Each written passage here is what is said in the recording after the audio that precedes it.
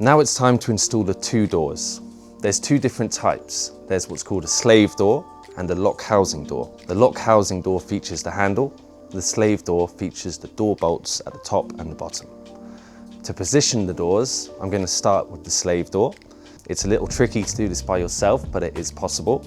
To do so, you can use your foot as a point of leverage and lift the door up over the male part of the hinge and drop it down into place. With the slave door now hung, I'm going to repeat the exact same step for the lock housing door.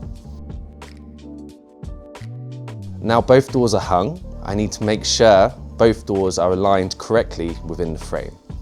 There are two holes pre-drilled in the frame at the top and the bottom, which accept the door bolts within the slave door itself. I need to adjust the door to make sure it sits correctly within those.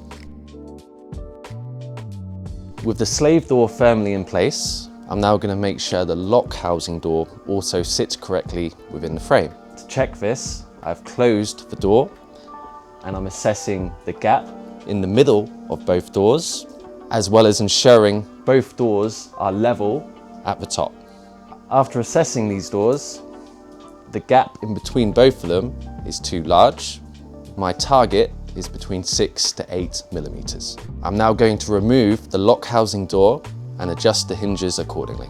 With the door now unhinged, I'm going to take an Allen key, find the Allen key slot within the hinge itself, and make a full anti-clockwise adjustment, which will unscrew the thread of the hinge, which will in turn, when hung again, push the door closer to the other.